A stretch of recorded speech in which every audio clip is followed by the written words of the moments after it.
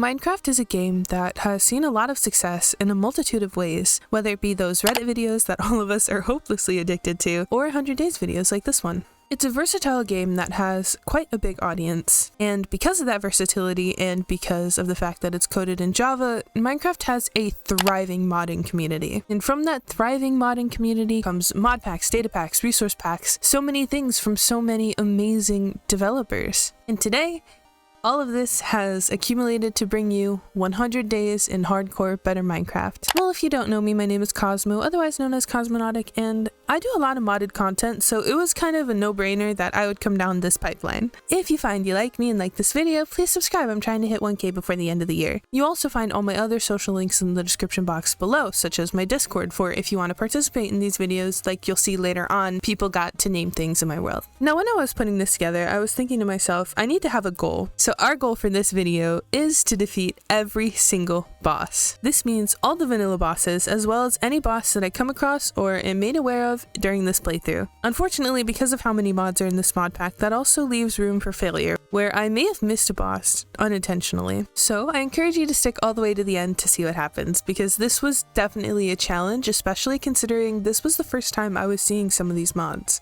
Alright, and I've held you guys for long enough, so without further ado, here's the video.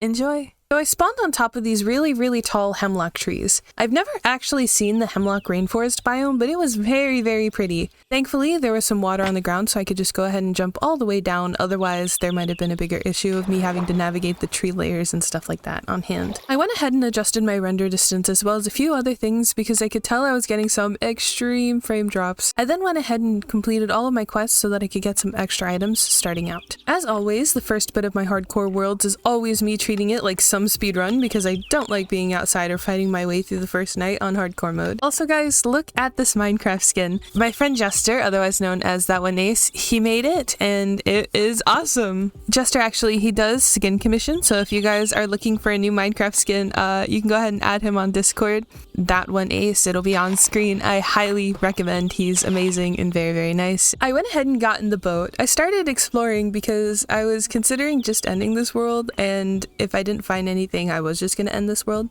But I found a village pretty quickly. Thankfully, I was able to see it from my minimap. So, on day 0, I went ahead and made my way over to that. I went ahead and got on shore and went exploring the village a little bit. It was definitely an interesting one to explore because it had the different levels and so many hills. So, you know, so I made my way there right away, and when I started exploring the village, I started cutting down some of these really pretty cypress trees. I was excited to see these here. They're so pretty. After cutting down a bunch of cypress trees, I went ahead and had to remake my axe because, oh my gosh, I cut down so many. Then I started setting up this little space for villagers to go. I wanted to create a trading post as soon as possible because I feel like that was a mistake I had made in my last attempt at this. Instead of exploiting what the villagers could do, I just went ahead and let them wander and didn't really create like trading posts or anything, and then I didn't even wind up making a villager breeder, which was definitely a regret of mine. After all that, I lured my first villager over there with a compost bin.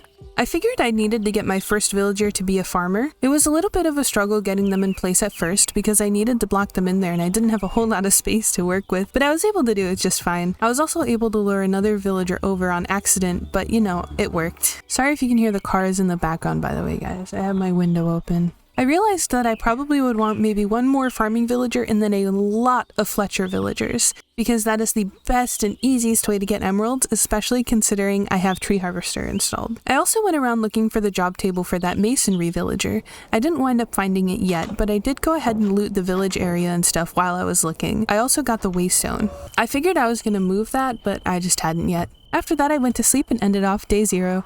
I woke up on day 1 to eat some bread and went ahead and broke the first compost bin I saw. I also messed with the crops a little bit. Then I went ahead and threw down my other compost bin and waited for the next villager to come by, and then I had 2 villagers. I knew I would also need a villager breeder soon, so I needed to start worrying about that as well. I spent a good while trying to get this villager to give me traits that I wanted. I wanted wheat, or at least like a bread trait of some kind.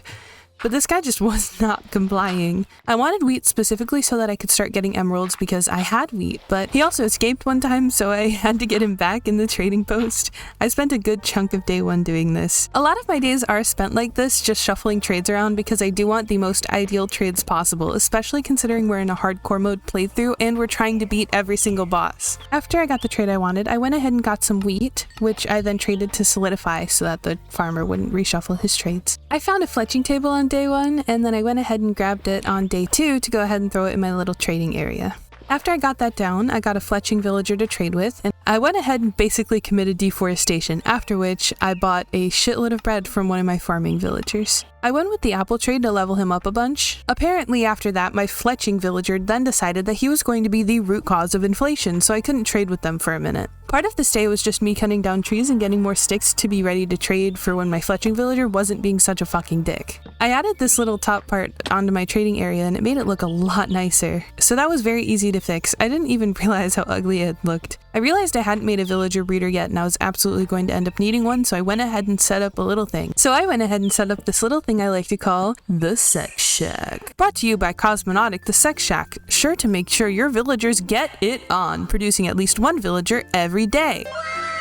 Purchase the Sex Shack now. The Sex Shack is sure to make sure you can meet your capitalism dreams. And hopefully no dickheads try to race their cars down the road when I try to record again. After I finished building the base of the shack, I went ahead and made a bunch of trapdoors. I actually made double what I needed and I threw those down for the entrance so the villagers can't get in or out. I then decided to break the top two and replace it with fences because villagers have weird AI. Basically, if I just leave it as the trapdoors, the villagers' AI will convince them they can get out through those trapdoors, but they can't. So in reality, they just wind up pressing themselves up against the trapdoors, which eventually they can glitch each other out of if pressed far enough, and also if you try entering through those trapdoors, they can push through while you're entering. I went ahead and threw a bed in there and I moved that villager that was attached to it in there as well. I remember seeing another bed in the other houses too, so I went and grabbed those as well. You want to have at least 3 beds down because having 3 or more makes it so they can produce another villager. I accidentally made another pickaxe instead of an axe, so I had to go remake that. It was quite a night. I decided to take the second farmer over to the villager breeder, and once he was in there, I went ahead and threw down my trapdoors and other things. I then slept in the bed to bring it to day 3. I was realizing that I didn't have any armor and I was kind of hurting for things. I also knew I needed some fletching tables, so when I found this little patch of gravel, I went ahead and mined the fuck out of it. And I mined that for a good few minutes, just getting all the flint that I could out of it. I stopped mining when I eventually had 10 pieces of flint and was able to make 5 fletching tables. I threw down all the fletching tables that I could and I moved the baby villager from the breeder into his little thing. The good thing about having Carry On and having that mod in this mod pack is that you can pick up baby villagers. So as long as you have the place all set up and predetermined where you want them to go, you can go ahead and throw them in there so that you don't have to worry about it later. I then went caving because I really desperately needed some iron. I found some magma blocks and I grabbed those first because I knew I would need them later on for some other things. Magma blocks can be very useful for a few different kinds of farms as well as for building elevators. They're also very nice for, you know, not drowning. I found a good amount of iron while I was down in these caves. It was mostly just a lot of swimming and exploring and finding different iron bits everywhere. A lot of this day was just spent mining and exploring the caves underneath my base. A lot of these first couple days were spent like this. I honestly couldn't tell what days had passed because I didn't have replay mod enabled while playing. I disabled it while I was trying to fix my other world, so my first couple days didn't have it. So I just kept exploring, using my doors to be able to breathe and a few other things. I finished my first deep dive into the caves and I made my way back home with just a little bit of iron. Not quite enough, so I would have to go back later. I definitely knew I was going to need some more iron, but I also knew it would be really hard for me to get it without any armor or any tools to back me up. So that's why I went back above the surface to start hopefully getting some stuff together for it. I made an extra furnace and I started smelting all my stuff. I only had 18 iron at this point, so it wasn't like I was going to get a full set or anything, but it was definitely better than nothing. I then finished my expedition and went to sleep on day 3. I woke up on day 4 and this is when I made sure replay mod was enabled, which means I can go ahead and watch this from the replay and stop watching a super laggy playback. Okay. After that I woke up, messed with my villagers a bit and checked on the ones that I had in the little trading area and then went about my day. I also got rid of some extra tools that I just wasn't going to need. Then I traded with my villagers to get some more emeralds and threw some bread into the villager breeder so that I could come back and have more villagers waiting for me. I found the baby villager and went ahead and threw him in the little trading post. Then I went ahead and mined a lot of trees and also went and replanted, of course. This was like the main source of XP and emeralds for me for a while. I spent a while dealing with these villagers, but I also knew that I needed to get back into the mines because I was going to need more iron as well as probably diamonds soon. I also knew I was going to need a backpack, but in the meantime, I just worked on expanding my little trading post because I was going to need more space for more villagers. I also killed some of the iron golems that were around in order to get some extra iron.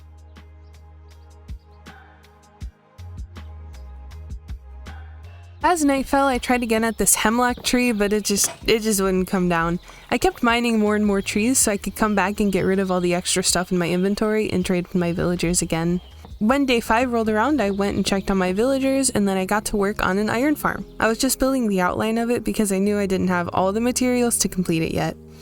I actually spent a good portion of my last attempt at this series trying to get an iron farm going, and it was just not working. I had to explore for a very long time in order to find slime balls, because for the iron farm I like to build, it does require the use of slime balls. Don't be alarmed if you randomly see more villagers in my little villager trading area, because I was just regularly moving them over there when they came out of the villager breeder. I went ahead and looted the village of all the beds and all of the job tables as well so that I would have those, and I spent a while trading again. I also made a bunch of ladders so I could make my way up to the iron farm. This was just me building the framework. I wasn't actually going to bring any villagers up yet. Oh. Sir? What's up, Bubba? What? Oh. Come here, baby. Oh. What? He's just standing in my doorway, throwing his paws around. What? What? What's going on, sweetie? What do you need? Okay, I'm back. I'm sorry. My dog threw a little bit of a fit in my doorway. It was really cute. So I got all the beds and I set them up in a way that matched and looked nice, and then I started out on the framework for the redstone component that I use for this farm. I put down the magma blocks as placeholders for where I wanted my stuff to go. This farm, how it works is it relies on a daylight sensor and 2 sticky pistons in order to deactivate the zombie part of the farm. Oh, and I should probably explain that. So what this farm does is it relies on villagers talking and gossiping, as well as villagers panicking with a zombie component. So what will happen is when the villagers can see the zombie, it will trigger a villager panic, and it will cause golems to spawn more frequently because they detect if there is a zombie in the area and the villagers are panicking.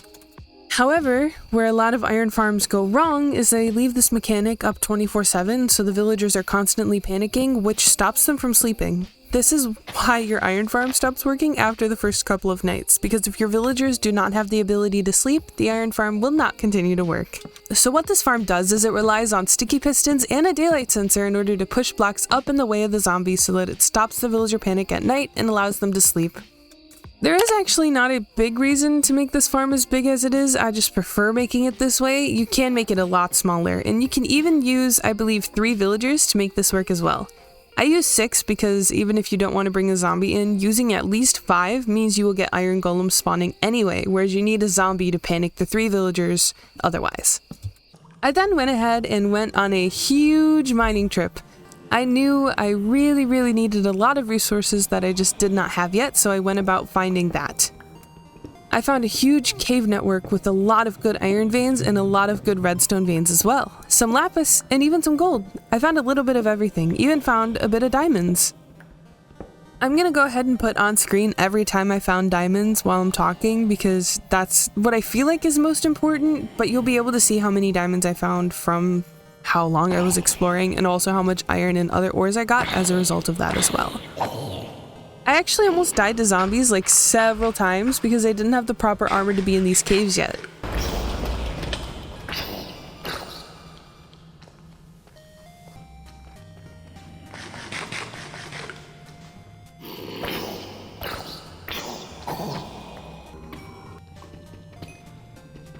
I even went across lava for some of these diamonds. Bro, I was desperate.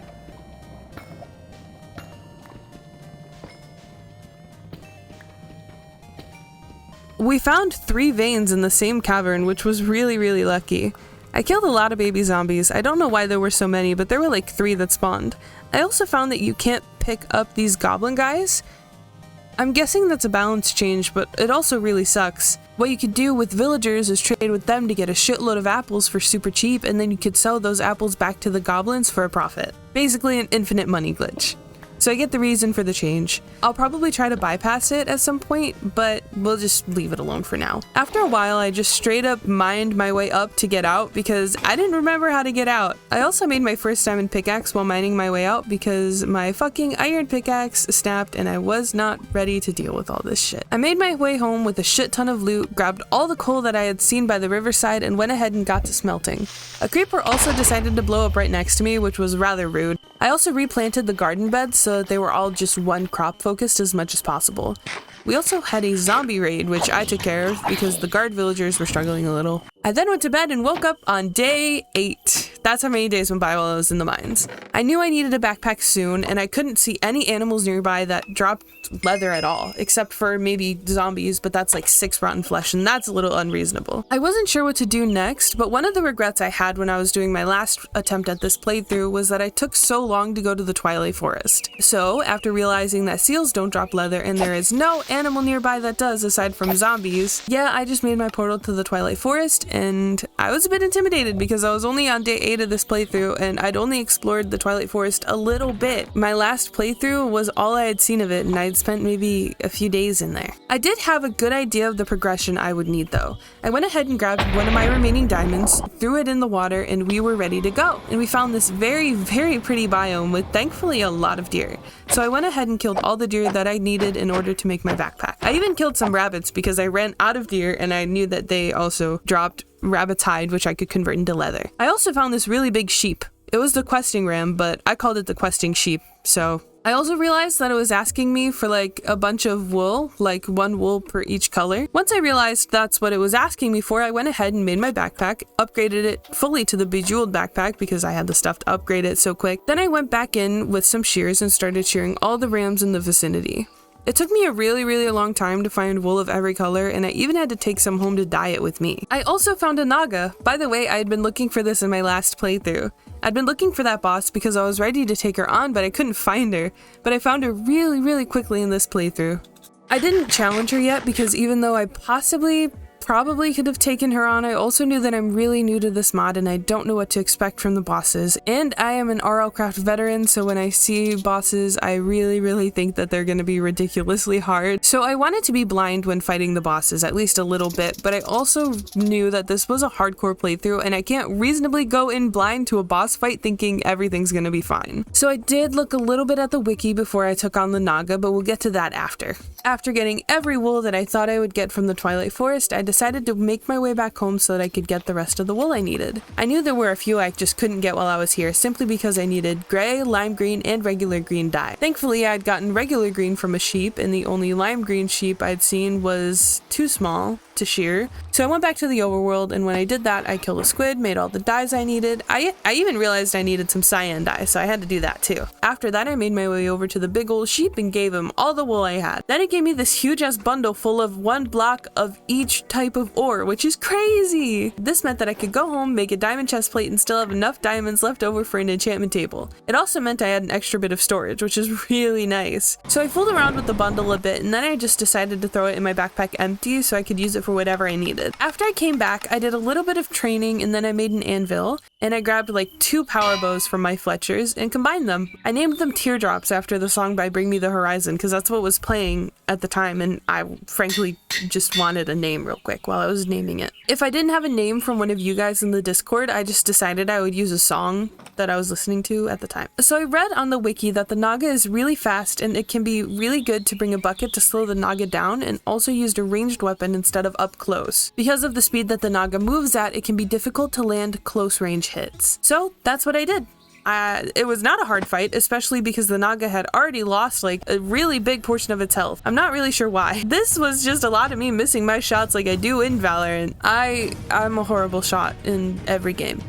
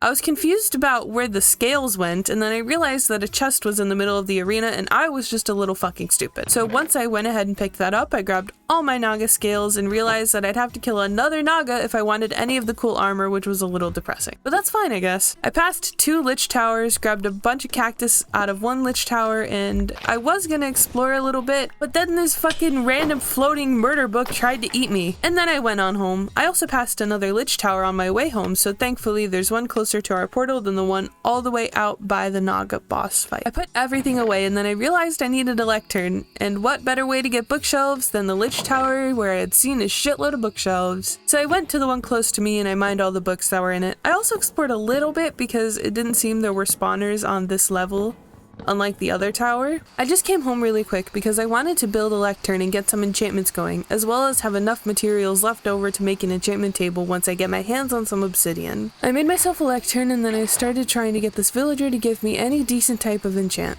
It took a really long time and I had to break and replace this table so many fucking times. Eventually I did wind up getting vein mining from this villager, which I took. I was willing to give up any enchant for vein mining. I was hoping for efficiency, mending, or sharpness, but vein mining? Yeah, I think that's pretty nice to have early game, especially with the Twilight Forest mod and knowing that there are those red cap hills. After that, I went to sleep, and that's the first 10 days. When I woke up on day 11, I went and I tore down that big hemlock tree that had been bothering me.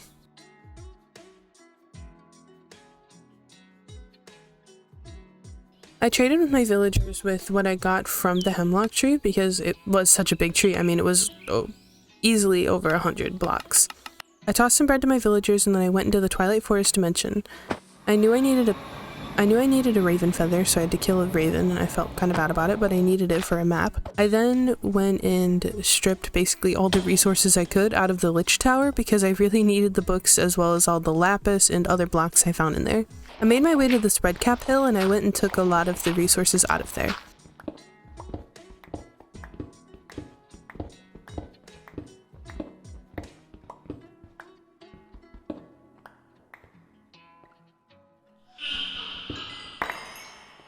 I made this little map which actually detects nearby bosses and other things within the vicinity, like red cap hills and mini bosses.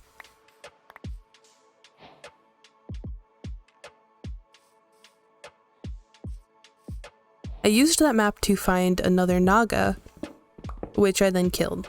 I wanted the Naga armor. I didn't actually wind up using it very much. I wanted the Naga armor because I thought it looked super cool, and I also thought it couldn't hurt to have another trophy. For some reason I went and killed another Naga, I guess for more armor. I think I was short on how much I got from the other Naga. After that I went into another red cap hill to get a bunch more resources out of it. It has decent loot. It's not great, but it's some decent loot that I really needed in this early game.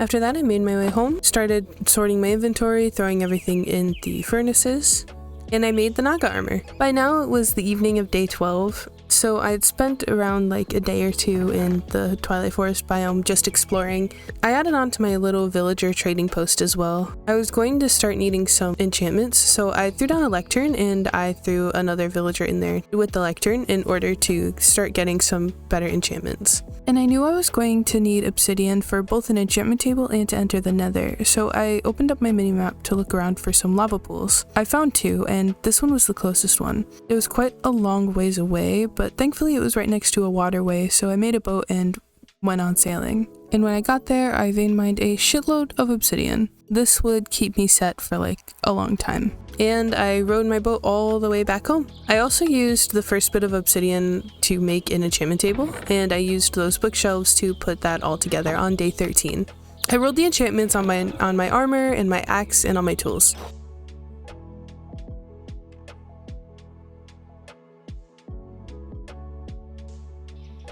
I also made myself another portal.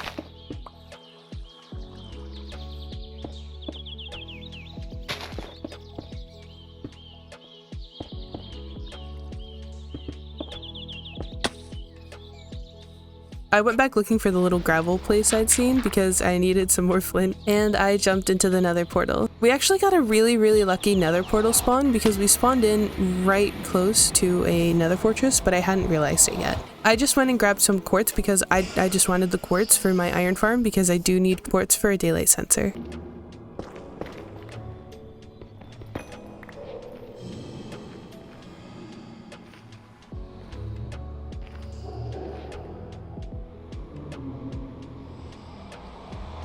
And then I just built more onto my little trading post. I also expanded my storage because I was running really low on chests and like place to put things. After getting all my storage stuff together and spending a little bit of time reorganizing, I went to finish up my iron farm. That's why I was in the Redcap Hills. I forgot to mention this when I was in the Redcap Hills, but I actually found a mob in there that dropped slime balls, so that made finding slime balls a lot easier. I was able to kill them and use the slime balls to finalize the last pieces I was going to need for the iron farm. Then it was all about setting up the redstone component. I had to reroute it because I used water and it broke everything. So I had that all set up, made sure everything was working properly, and then I completed the outline and villager section of the iron farm. An important note here is that you can't make the iron farm 3 blocks tall, and you also cannot use slabs as the roof because golems will be able to spawn in this part of your farm if you do that.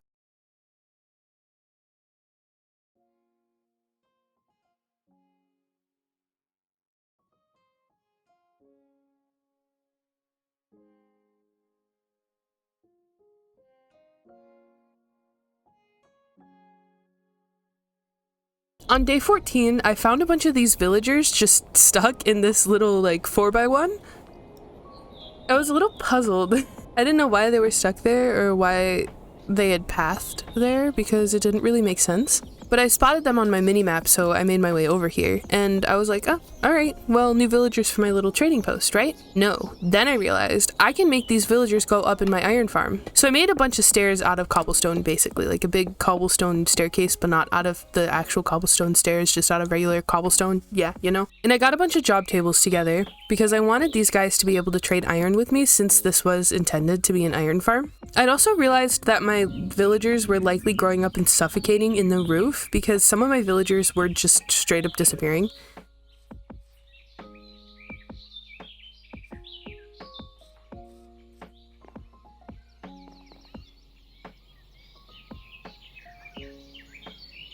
I also realized that I can use birch bark to make paper. I put all the job tables up in the top, a bunch of smithing tables and blast furnaces, and I got the beds out so that I could start luring the villagers with the beds because it was nighttime by this point. We actually got a zombie horde that I had to kill, and phantom started, so I had to sleep.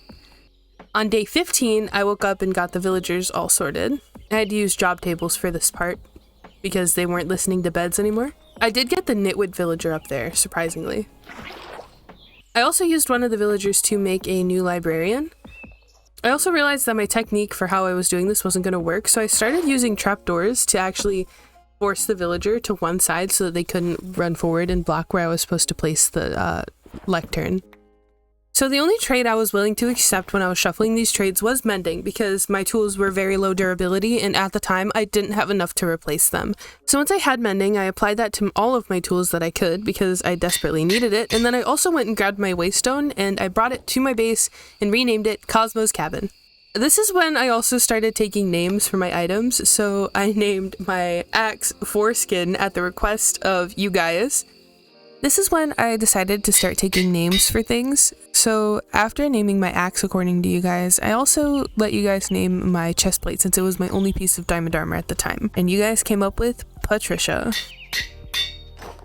On day 16, I went ahead and did a little bit more deforestation so that I could trade those sticks away with my villagers. Also so that I could get a bunch more paper to trade with my librarians. I also figured out a way to cut these trees down easier because my pickaxe had vein mining. Although my axe didn't have it yet, I could still use my pickaxe for now. And then I could also just like make a staircase out of the tree and mine that a bunch, and then usually I would have mined enough for the tree to not be like way too many blocks. It was just a lot of trading, especially because trading gives XP and that leveled up my pickaxe, which I desperately needed to repair. I ventured back into the Twilight Forest to cut some trees down because, you know, big trees. So once I did that, I just proceeded with more trading, and that was pretty much all day 16 was a lot of trading. And a lot of bouncing back between my villagers to try to level them up as well. I also found that I had another baby villager, so I went and put him in with the other villagers in the trading post. I also traded some of my stuff away to the villagers up in the iron farm in order to get them leveled up. They would be my source of fresh tools and armor if I ever happened to break the stuff I already had. I also found this really broken trade with the librarians where I can buy this one book and then sell it back to them for more emeralds. Basically an infinite money glitch. I realized I would probably need some like super smelter system, not like a crazy super smelter, just something to make smelting go a little bit faster. So I was trying to figure out where to put that as I cut down a bunch more trees in order to be able to trade for more emeralds. Now that I think about it, day 17 was also pretty much just spent trading. I needed to get these villagers leveled up in order for me to be able to progress faster off of them. It was a slow burn kind of grind. I set up a basic version of a bigger smelter. I knew I would need to like properly set one up, but to do that I was going to need some more hoppers and I was being a bit lazy. So I realized very quickly that I didn't even have full diamond armor yet, so I went and traded with the villagers for at least some diamond boots. I ran them through the grindstone so that I could re-enchant them too.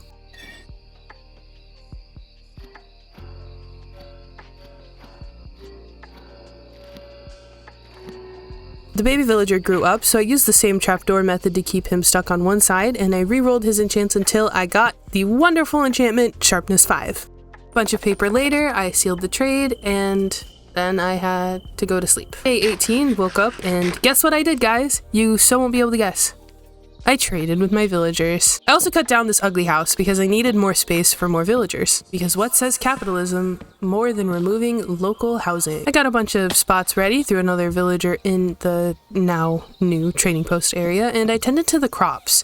I wasn't really sure what my goal was here because I wasn't monopolizing farmer villagers, so I guess I just kind of kept the crops around in case I needed them for anything in the future. Spoiler alert, I did not wind up needing them in the future. I can tell you that because now, as of recording this, I fully finished the playthrough. I also realized that I liked these fireflies quite a lot for lighting, so I took them out of my little storage space and I started using those to light the area instead of boring old torches. On the night of day 18, I decided it was time for me to finally take on another boss, and the next one on our list? The Twilight Lich. The Twilight Lich is a fearsome boss monster that occupies the Lich Tower. Known for its damage-immune shields and crazy powerful scepters, the Lich is a fearsome foe. Sitting at 50 hearts or 100 HP, the Twilight Lich is gonna be a challenge. But not for me, I'm just better. So I proceeded to rob the bottom sections of the tower up until day 19 rolled around, when I finally made my way up to the top and decided to take on the challenge.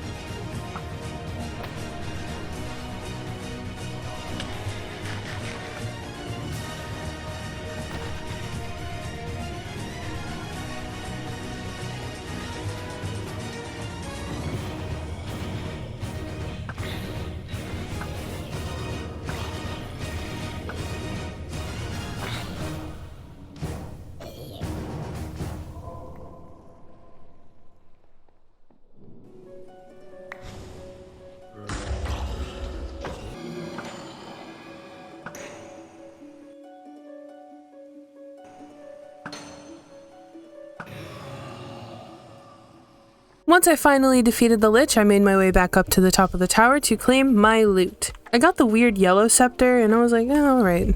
After that, I made my way home. And on the night of day 19, I sorted out my loot, got all my inventory settled, finished putting up all the fireflies to light up my little area, and then I broke down all the bookshelves to be able to trade the books with my librarians. Oh shit, that was my water bottle, sorry. I also finally applied the mending enchantment to my boots. One thing I had noticed the night before on my way out of the Twilight Forest was that there were a lot of wolves. I didn't have a pet yet for this series to hyperfixate on, so I grabbed the bones out of my mob drops chest and I took them back through the portal with me on the morning of day 20. I tamed 2 wolves and brought them home with me, and then I sent a screenshot of them to my Discord because I was making you fuckers name them. Moxie was the first one to respond, and therefore, oh my lord, they got a horribly misspelled name. My dogs wound up being named Dynamite Gal, as in the thing from Wreck-It Ralph. You know, the lion? Dynamite Gal. You are one dynamite gal. But in the Discord, you guys misspelled it so horribly that I just had to take your rendition of the word. Then of course we cannot have a day go by without committing some kind of deforestation. And then I also cut down this other ugly villager house. I only really kept the wood so that I could turn it into sticks to trade, which is precisely what I wound up doing. I also threw some more bread at the villagers in the sex shack and traded a boatload with my villagers to get a lot of emeralds and to also level up the librarian. I moved the tiny villager into another spot, and I had realized by now that I actually had another villager. And then I started shuffling the villager next to him's trades. So after I shuffled the villager's trades, I got Fortune 3, which is something I was willing to take. I was hoping for efficiency, but I'd take Fortune, I'm not that mad about it. I went to sleep, woke up on day 21, and decided to commit more crimes. I tore down this other local house, and went to trade all of the profit of it off with the village. I also moved my one Fletcher around because I was confused as to why he was in the ceiling. Then I realized that's probably a result of them being a baby, standing on their job block and then growing up, which I thought was suffocating some of them, but now I'm not too sure. Then I cut down a whole bunch more trees. I also leveled up the villagers in the iron farm a few times as well. And I started smelting the armor they gave me, though it didn't give much iron. It was something in return that would actually wind up being useful to me. I went back into the Twilight Forest and I had a bit of a look around. I wasn't quite sure on how the progression would work for this mod pack yet, and I started using the little map that I'd made to find some bosses and to try to figure out the progression.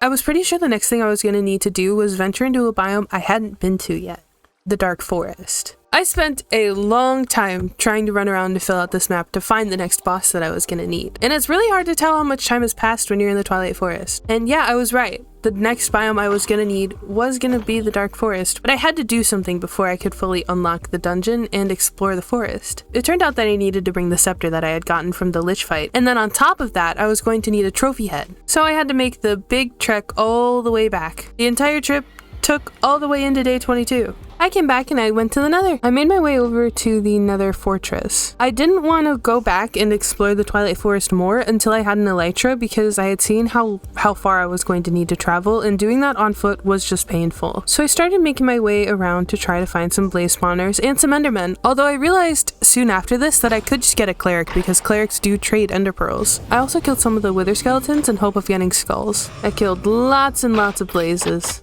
I actually got pretty lost trying to find my portal because I hadn't made a waypoint where it was, so I looked around everywhere. I actually found this really big room in the nether that was kind of weird. I like the new modded fortress, but I really hate that the biome doesn't really interact well with it because the trees and stuff are so overgrown that it can be really difficult to traverse. I was still looking for my portal, so I just figured I can explore the nether fortress until I find my portal again. And I kept checking the minimap as well to see if I could spot it on there, but I was also having trouble doing that. I made my way over to a Crimson Forest biome, which had me a little shocked because this entire time I had been in a tall warped forest. It was just a lot of killing nether mobs, cutting down a bunch of warped wart? Is that what it's called?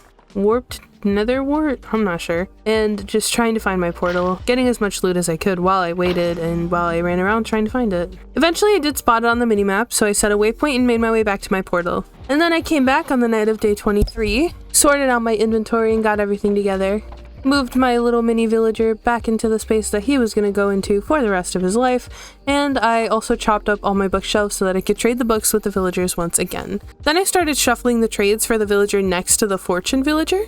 This took incredibly long. It was really annoying. I spent the night of day 23 and all the way into day 24 getting that villager trade that I wanted. And then I had to go cut down a bunch of trees in order to trade the sticks over to the other villagers to get enough emeralds to buy the trade I'd gotten. And the trade I'd gotten after shuffling the villagers' trades for so goddamn long was Efficiency 5, which was an amazing one. I was actually really happy with it. I had to go cut down a bunch of trees to get sticks in order to trade for it because it was a lot of emeralds, but then I had officially a pretty much maxed out pickaxe, which was really nice. Then I went on a quest to go and find the Stronghold. Then I paid a visit to this village to go ahead and take its waystone, so that when I looked for the Stronghold, I had a waystone back to my house. And I also had a waystone marking my progress if I needed to come back home. So on the night of day 24, I made my way out with my ender eyes. So, fun fact, I actually was just going to talk over this, but instead I'm going to give you guys a travel montage. Enjoy!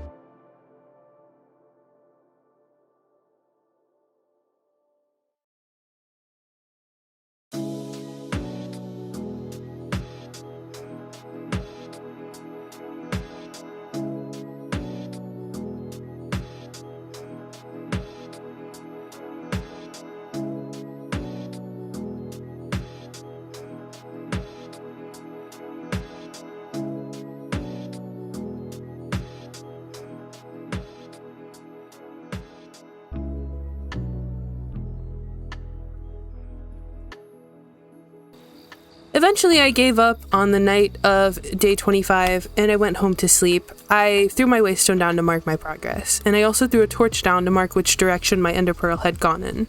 I also planted some blueberries that I had collected along the way on day 26. I started smelting my materials and I went to the nether portal, and then I went back out because I realized that I could just change out the villager that had grown up because I had been waiting for another librarian. I realized I could just change out his job table because I hadn't traded with him yet. So I grabbed a brewing stand and I changed out his job table and began to trade with him in order to get ender pearls. I also filled in this little area right next to that second trading post I had made, and guess what? I made a third trading post. I don't know why I didn't just connect them to make it look nicer, but I didn't. Because I'm stupid, I guess. Then I watched this very pretty sunset, collected some more trees to finish up the job. Then I moved this little baby villager into his trading post as well. And I went to sleep and made my way back to the nether. So I went to the nether to go ahead and get soul sand because I wanted to make myself one of those soul spawners, or soul cages. For those of you who don't know, this mod pack has the mod spirit in it. And an amazing thing about the mod spirit is that you can use it to make mob spawners based on mobs that you want to have a spawner of. So I decided to go to the nether to grab myself some glowstone and some soul sand. Unfortunately, when I went to the nether, I walked straight into these plants, and I want you to take a guess as to what happened here. Did the plants A, do absolutely nothing, B, deal damage like cacti, or C, fucking explode? Yeah, take a guess. They fucking exploded. Scared me half to death, almost killed me, and this entire playthrough would not be here. So yeah, that happened. After I got the materials I needed, I killed a few endermen and also looted this weird spawner thing I found. It had a lot of striders. I can't remember if it was a strider or a zombie pigman spawner. I don't remember. So then I made my way back to my portal and I started the process of making my soul cage, as well as getting together a little soul crystal. So the soul crystal actually holds the mob's soul, which is kind of weird, but okay. So you have to kill a certain number of the mob that you want to go in the spawner, and the amount that you kill dictates the tier of the spawner. So it requires a lot of grinding on top of a lot of materials to even make the item in the first place. So I believe the first tier is mediocre, which requires 64 mobs to be killed, and then the next tier is average, which I think is 128, and then so on and so forth until you get to the advanced or like best tier, which is I think 500 something. I was just thinking I was going to go for a mediocre, maybe creeper spawner, but I realized creeper farms are actually not that hard to make. So I was like, what mob am I going to need continuously that there is not already a spawner in game for and that can be really difficult to kill a lot of? Wither skeletons. So I went ahead and decided that I would make this into a wither skeleton spawner. First, I finished up making my soul cage, which requires a lot of steps that I'm not going to go deep into. Then I made my little soul crystal, and I had to be careful to keep the soul crystal in my backpack so that I wouldn't bind it to any mob on accident, because if it sits in my inventory, even if it's not in my offhand, it will bind to that mob and then I can't unbind it, or at least I don't know how to unbind it. I needed deep slate in order to be able to finish the process of making the soul crystal, so I dug straight down because I have no fear. I dug straight down, found some pretty great diamonds, and then I actually found this cute little guy that I traded with a bit before I made my way back up via water bucket. There was this witch that kept attacking me, but she had stormtrooper aim, so we were fine. So I converted that, and then I made my soul crystal. You have to level these up too, so that's why it took so long. Then I cut down a bunch of trees and traded them off. I also used the sticks to make some ladders in order to make it easier to go back and forth between this little mine I had built, although I wasn't sure I was going to need it that much. I actually used this opportunity to get a lot more deep slate, simply for building blocks and to just keep in my inventory if needed. I also found this little geode and I grabbed all of the crystals out of that. I went down and I got the crystals out of the amethyst because I needed tinted glass in order to finish my soul crystal. I also had to get a bunch of lapis out for it. Like I said, it's a very expensive process that can take several days. This was already day 29. I just ran in circles until it was done because it takes a little bit of time to convert each block. After all that, I went and cut down pretty much all of this maple forest for all the trees. I just needed the wood for sticks because you'll never guess why. Then I finally got my stuff out and I finished up my soul crystal. Super crazy grindy process, but worth it overall because I mean it can't really beat having a wither skeleton spawner. Those farms are not easy to make. I've never made one. I don't really care to learn how to make one. Then I converted my ender pearls into ender eyes and I teleported back to my waystone. I traveled a little while longer trying to find the stronghold. I thought I'd found it, but then my ender pearl turned out to be wrong. It was weird. I had found it, but my ender pearl went down in like a weird direction and it didn't really help me understand where it was. But finally, in the early mornings of day 30, I found my stronghold. And it was a very interesting place to explore. I spent a long time just exploring and looting the whole place. Whatever mod that completely redos this place is very pretty and it's very well done. It makes this place a labyrinth though, which makes me glad that I had a minimap because the minimap helped me find the portal in the end, but even with the minimap I was struggling. I decided to go after the Ender Dragon this early on in the playthrough because one, I wanted an Elytra to be able to explore the Twilight Forest because of how difficult it was to get around there without one, and two, because I wasn't sure if I was going to need specialized Ender Eyes or not, because I have seen mod packs that require you to get a special type of Ender Eye from like these different bosses, and I wasn't sure if I was missing bosses or not because a lot of the mods in this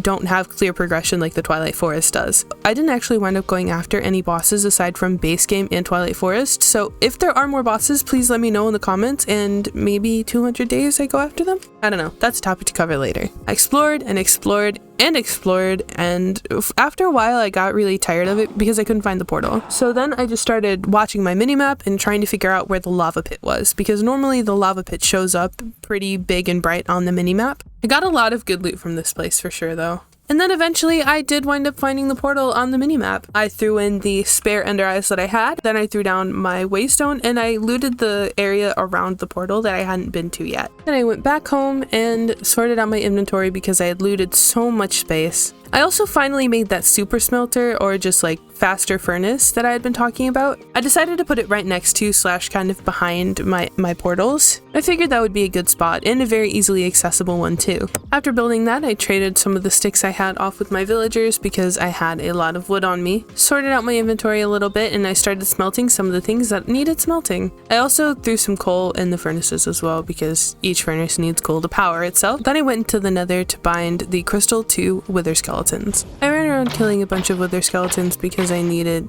to kill a lot. I also found this weird underground section of the nether fortress. It was really cool and really fun to explore. It had a lot of glowstone and a lot of things to loot, which I really appreciated because glowstone was something I really needed. Not only for if I wanted to make another soul cage in the future, but also for lighting because glowstone is one of my favorite ways to light bases. Aside from lanterns, of course. After I spent a while in the nether, I made my way back, and on day 32 no less. I bet you will never guess what I did when I got back home and I needed emeralds. I committed deforestation and I sold off all the trees' flesh to the villagers. I realized I'd actually spent so long trading with my villagers and not really paying attention to them that the third villager in the spawner had actually grown up. But I let it go because I needed to go get more blaze rods in order to get more ender eyes. So I set up the blaze spawner to be a teeny tiny bit safer.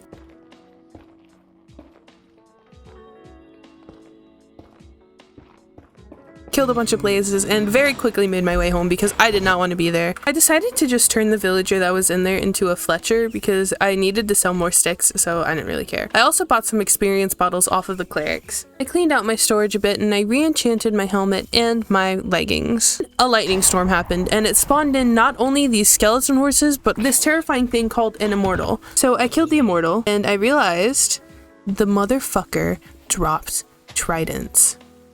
So I picked up the trident, and of course when I saw another immortal on my screen, I went and killed that as well. I realized that the lightning also heals them, so if I put them under this little, like, roof thing, they don't heal. So I killed this one, and I got another trident as a result, and I asked you guys what I should name the trident, and you said Big Fork, so here's Big Fork. After all that, I decided it was finally time to take on the big, the bad Ender Dragon. And on day 35, I cut down a bunch of trees because I really needed some stuff to trade. I really wanted to get like feather falling because I wanted to do the Ender Dragon fight soon, but I was really scared of the fall damage. I'm pretty decent at water bucket clutching, but I'm also a scaredy cat because it is hardcore mode, so I was afraid. I traded with my villagers a bunch because what else was I gonna do? I used the infinite money glitch to get a bunch of emeralds and stuff. I didn't feel like my items were leveled up enough, so I went and I committed a bunch of deforestation in order to get more stuff to trade with my villagers. Because not only did I need emeralds for better enchantments, but I also needed the experience points for better enchantments, so literally same goal. Then I went to sleep, woke up on day 35, and I waited for all the trades to refresh.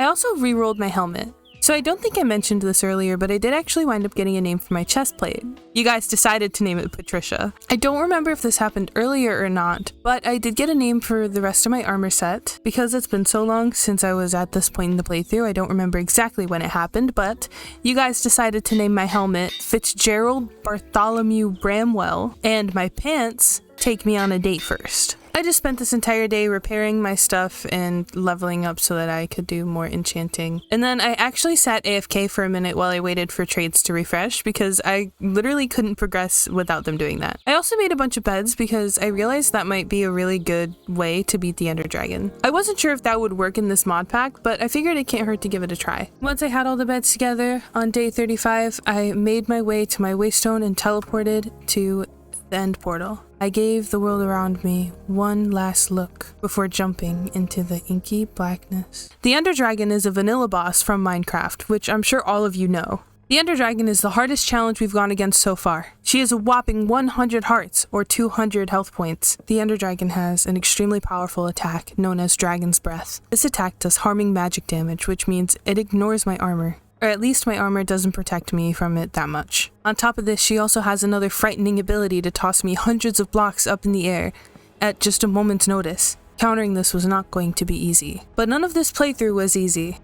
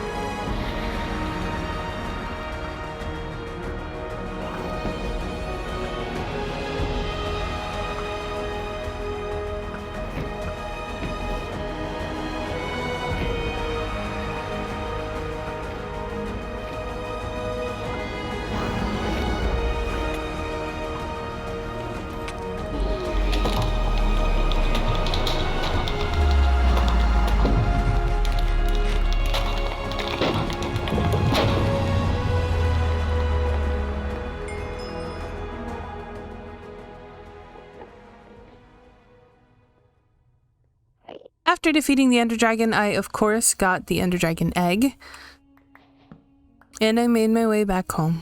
It was not an easy fight by any means, but it did not take me near as long as I thought it would. So the great thing about the Ender Dragon fight is that in this mod pack, the Ender Dragon does drop actually useful things.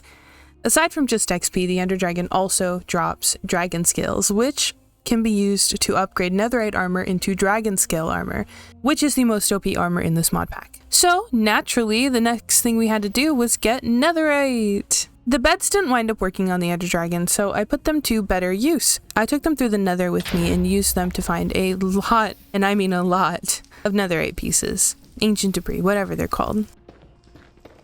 After I got enough, the first piece of armor that I upgraded was Patricia.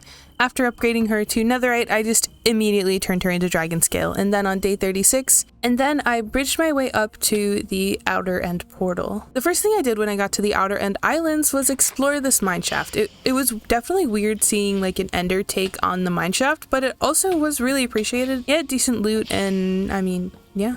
I also found this really weird block. It dropped a really pretty crystal, and I just took a bunch home, but I'm not sure I actually would wind up needing it. I just took it just in case. On day 37, and I know it's day 37 because I'm watching this from the replay and I can see that it was day 37, I found this thing called an end hog. I think that's what they're called. And fun fact about these guys, they drop their hide, and that hide can be turned into netherite scrap. Unfortunately, they do a shitload of damage and they also throw you around. So going against them melee style isn't exactly ideal. I used a lot of arrows killing these guys, like a shitload. I went through all of my arrows every time I had to kill these guys. Like I went through all of my arrows killing a bunch of them because I killed a lot of them while I was in the end, specifically because I knew that their hide could be converted into netherite. They're beefy too. They have a decent amount of health, so this definitely took longer than I would like to admit. I kept exploring every little building I saw on my mini-map. Eventually I realized that I wasn't going to find the classic end city, and that the classic end city wasn't going to be where I got my Elytra. I did find an end city map, however, and I decided to make my way over there. It was actually really difficult because the end city wasn't because I wasn't showing up on the end city map, I had to make my way over there, and that was a whole struggle in and of itself. I killed a lot of end warthogs, I'm not gonna lie. I also found this pink boat. One thing I remember about this pink boat is that when we played Better Minecraft for monthly modpack madness, this is the structure in which we found an Elytra for Ari. Unfortunately, this one didn't have an Elytra, so we just continued on until we found some end buildings and just tried looking for more of those pink boats. I also had to kill a bunch of endermen because I desperately needed some pearls. I was pearling around so much that I had run out. And I know it's not really good to pearl around as much as I was because you genuinely do need a way back. It doesn't change that that's what I'm doing. So on day 38, I decided to start making my way over to a new area. I found another one of those purple boats and I explored it only to find no Elytra. Quite disappointing. So I started marking them on my map when I saw them, and they're pretty easy to spot. They have these like little things that you can see. I had to bridge so far to get to this next island. It was crazy.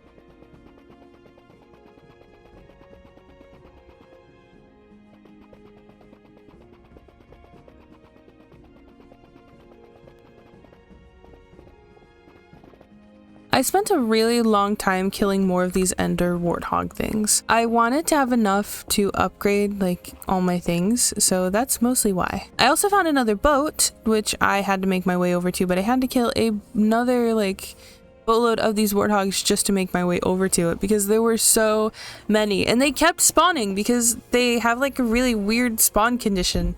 Fortunately, in this third pink boat that we found an Elytra, which was amazing. Then I had to make my way all the way back, but not before I wound up catching this herd of end warthogs, so I just took a long ass time bowing and killing them. I'm not gonna make you watch the footage back, it's really boring, so we'll just go ahead and skip over it. I'll show you guys how much end warthog stuff I had at the end.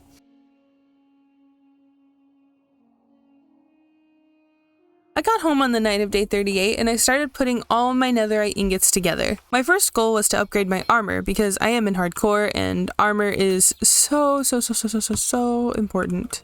I also attached my Elytra to my chestplate, which is something that I really love about this mod.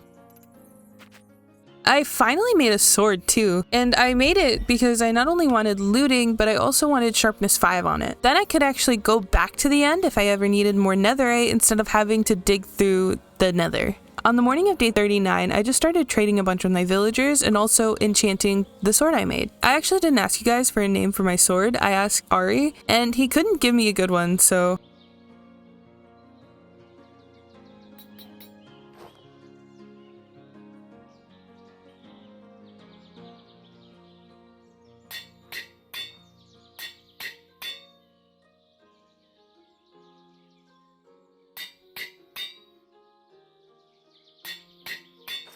I moved the extra villager out of the villager breeder finally so that I could get the villager breeder back and running again. I also made an alchemist table because I had an Elytra now, so I was gonna need fireworks. It was either this or I was gonna need a creeper farm. Unfortunately, I think the trade for gunpowder with the alchemist is rather rare.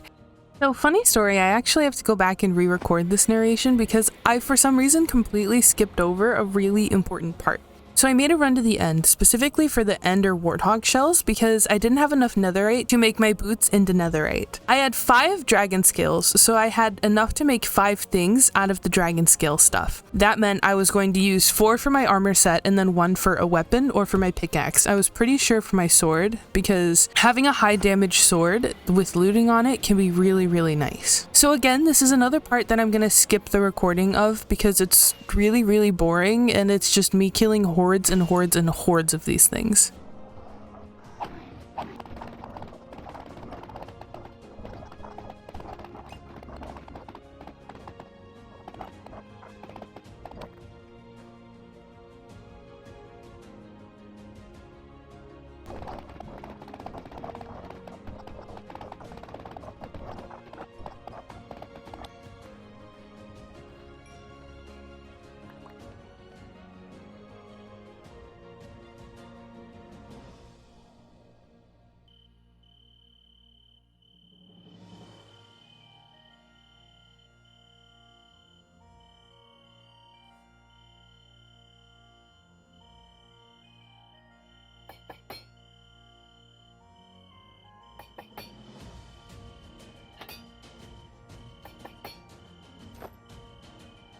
I threw bread into the villagers in the villager breeder, and then I made my way back to the nether.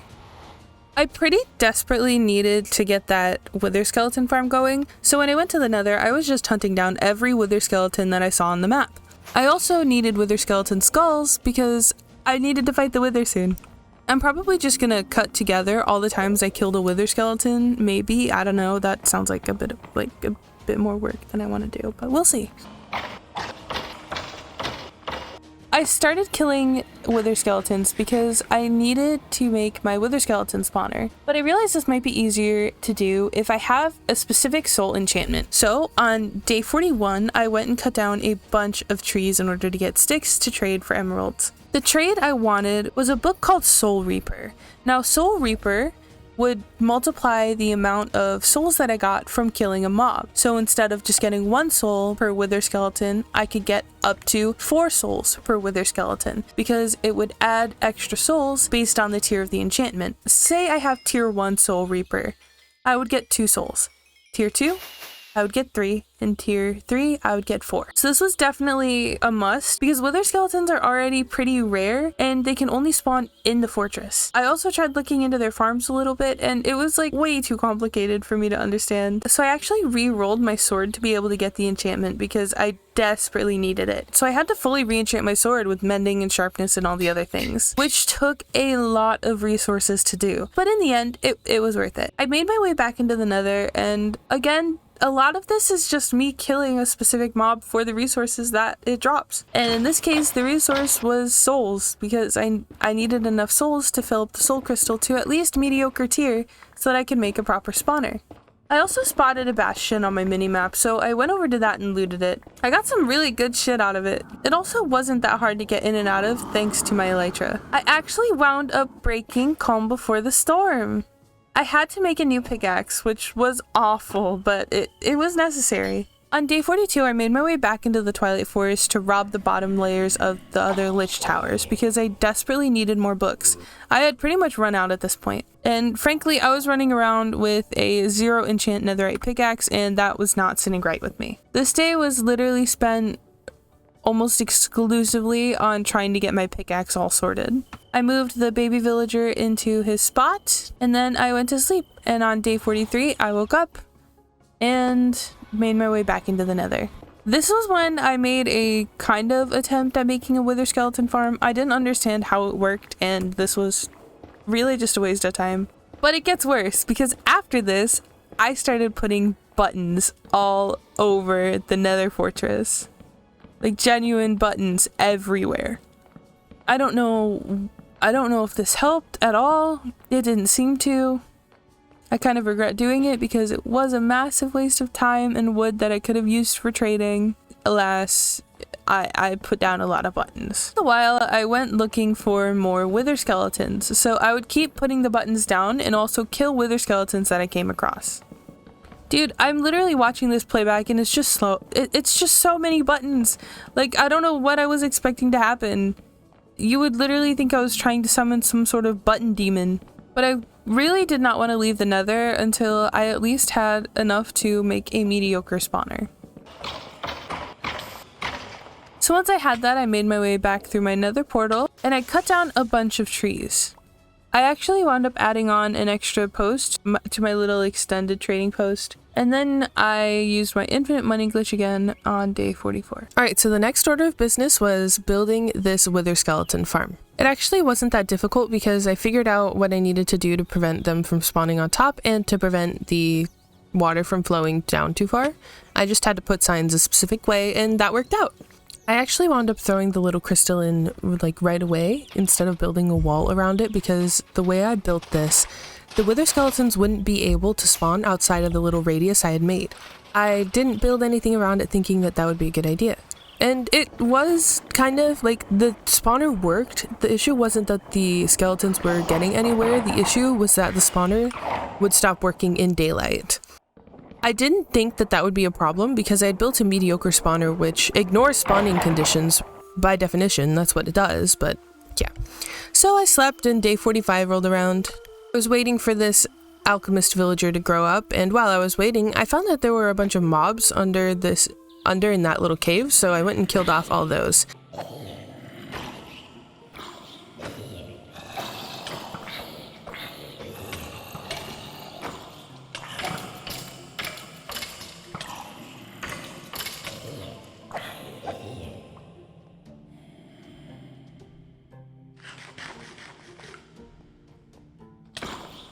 I also shuffled the trades of this librarian so many times. Up until I got looting. Not the highest tier, but still tier 2 looting is still really good.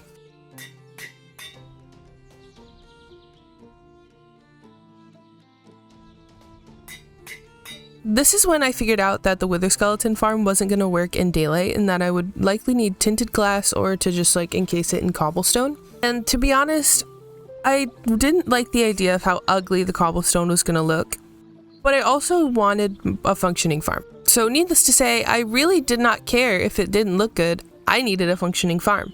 And I can't have a mob farm that only functions at night. That's just not going to work. And it doesn't even function well at night. I also had to get rid of that button because it was also stumping the amount of them that were spawning for some reason. I also killed the mobs in the caves underneath and I lit those up so that that wouldn't take up the amount of mobs that could spawn per chunk. Then I made a trip out into the Twilight Forest. I wound up killing another Lich because frankly I just kind of wanted to. I skipped over all the bottom levels because I had my Elytra at this point, so I didn't really need to like be careful or anything the way I had in the past. And I also really needed to start taking on some more of the Twilight Forest bosses. Needless to say, the progression for these bosses, I'm not supposed to have netherite when I take on this boss. So he's a lot easier for me to kill because I already have the highest tier armor for this mod pack. So then I went and made my way over to then I started working on filling out the entirety of the map, as well as taking on another Twilight Lich. At this point I was a bit confused because in my advancements it said I would need to kill multiple Twilight Liches, but it wasn't progressing, and it took me a minute to realize that that's because the advancement wasn't related to the Twilight Lich. I just needed to kill one and then also meet a few other conditions. So I felt really stupid after that, needless to say. Then I went and I focused on finishing up this little mini-map, the actual physical mini-map, not just, I was a little confused because I wasn't sure how I was supposed to get into here, and then I found the pedestal, so that opened it up pretty easily. Now, I wasn't 100% sure that there was going to be a boss in here. I thought that it would be kind of weird for there to be this massive labyrinth and then no boss, so needless to say, I explored the entire labyrinth, and I got a bit stumped because I explored and I explored and I explored and I went everywhere. But I couldn't find any sort of a boss room. I didn't even see one on the minimap. So when I looked it up, it turns out that sometimes the boss room can just be extremely difficult to find, and then sometimes it doesn't even spawn in the proper place. So yeah, there was a boss room, and we were actually about to take on a boss called the Night Phantom, or several bosses. It's one boss fight, but there are technically several Night Phantoms that spawn in when you trigger the fight. And the Night Phantom is no simple foe. 6 Night Phantoms will spawn in during this boss fight, each sitting at around 35 health points, or 17.5 hearts. In reality, only one of these figures is the real Night Phantom, but I must defeat all of them in order to succeed. And once these phantoms are defeated, I will have freed the dark forest biome, and then I can move on to the next challenge.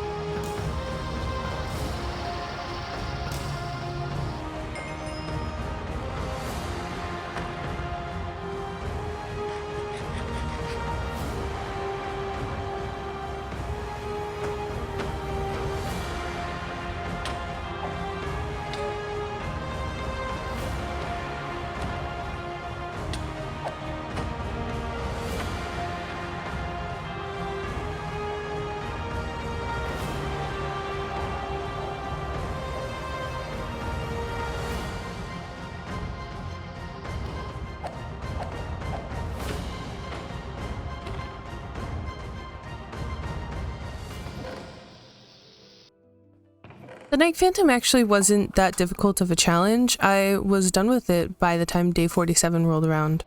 And once I was done with it, I used my little map to fly around a bunch more. This was also when I kind of realized that I would need to defeat maybe a few more bosses before I could move on to some of the bigger ones again. So I found out I needed to beat this thing called an Alpha Yeti. So without wasting a breath, I made my way to the icy biome that I would find the Alpha Yeti in.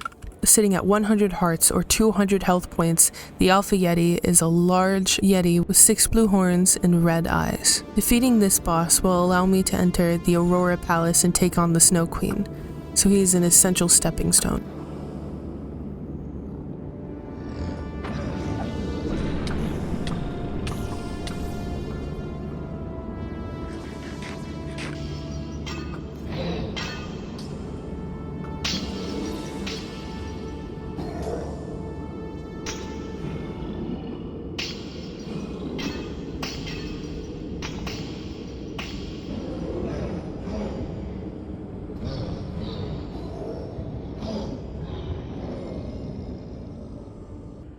Once defeated, I made my way home to find that it was the night of day 47. I actually wound up making a bunch of chests to just throw my inventory in because I really didn't want to deal with sorting it when I felt like I was kind of on a roll boss fight wise. I finally enchanted my pickaxe, and that was actually really nice because I had been working with a base pickaxe for a while. Day 48 rolled around and I just continued trading with my villagers. I needed to level up the alchemist because I wanted gunpowder from him, but I also wasn't sure exactly when I should expect the gunpowder trade. I also wasn't sure how this was going to work because I know that the gunpowder trade isn't within their first menu, so you have to actually level them up, meaning that it can be a lot harder to get the trade. It's not like shuffling the librarian villagers where the books can be any trade straight from the beginning. Gunpowder, it looked like, wouldn't be a trade until tier 3. Then I tore down all of these trees over on this island. I wanted to make a bigger storage space because I was just running out. I was just running out of space. I also needed some paper. So it was really a win-win. I got more torches and I cleared out a bunch of trees that I didn't need. So I just simply let this villager out and I replaced a baby villager with where he was. I didn't really care what happened to him, so if he got zombified, that was fine to me. I just let him wander. It didn't really make a difference either way. After that, I sorted out my inventory a little more and I threw the warthog flesh into the furnace contraption. The thing I liked about the ender warthog stakes and things was that they gave speed, and honestly I just got really used to it, so I was gonna wind up needing more when I ran out. Then I went over to my wither skeleton farm and killed one just to make sure that it was working. A creeper actually blew up a piece of it, which was really fucking annoying. And then I figured out what had been making that weird sound this entire time. It turns out when I put the cicada on my head, it started making actual cicada sounds, which was crazy. Creative, I will admit. Then I went and headed into the Twilight Forest so that I could take care of the Snow Queen. Sitting at 100 hearts or 200 HP, the Snow Queen is definitely a frightening sight to behold. As she's a queen, she rarely walks, instead using a saucer-shaped sled made of magical ice blocks. This sled serves as a very powerful defense system, which moves the queen out of the close-range shots that are our most powerful ones and blocks any attacks made from below. This battle will require us to outsmart her movements. She has 3 types of attack. The first type is where she summons ice crystals, which will move slowly toward her opponent, dealing 5 damage on contact. Her second attack is a downward slam. She will use her sled of ice as a weapon. She will position above her opponent and then slam downward, possibly breaking through a floor of her castle in the process. Her third attack is called Ice Magic. During this attack, she flies low enough to be on the same level as her opponent, which will give us an opening. But we will have to be careful of when she launches her spray of snowflakes, as that can deal quite a bit of damage. It's time to take on the Snow Queen.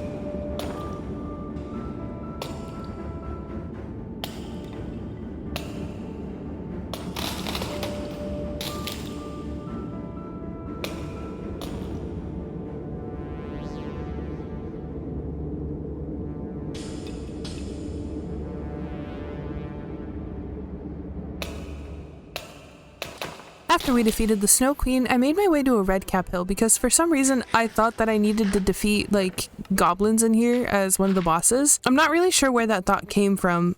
I was very wrong. Regardless, I looted this and I found this weird magnet ore thing. It didn't work that great. I also didn't really understand it, so I mean, there's that too. After looting the place, I made my way out of the red cap hill, sorted out my inventory, dropping a bunch of things that I didn't need, and I continued on my journey to fully fill my map. I found another like huge redcap hill on my way there. I think I thought that the minnow shroom, which was the next boss that we would have to fight, was in here, but I was wrong. The minnow shroom is in a specific biome and spawns in a labyrinth, not these hills, but it was also really difficult to find proper instruction. I was really confused, so I mean, it just wasted a little bit of extra time, but it can't hurt because we got a lot of really nice loot. After we looted more of this place, we made our way out. We actually found and spawned in a boss earlier than we were supposed to have made contact with him. We found the Urgast way earlier than we were supposed to, and I definitely did not understand how to fight this guy. I couldn't hit him with any melee attacks, and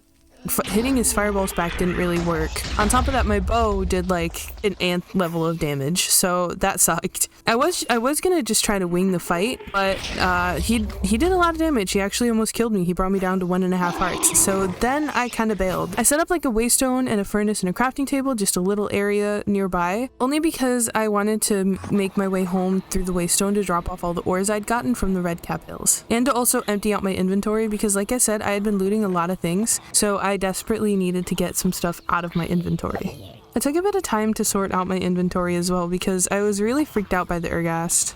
I went back and I tried messing with him a bit again, but I still didn't understand what I needed to do.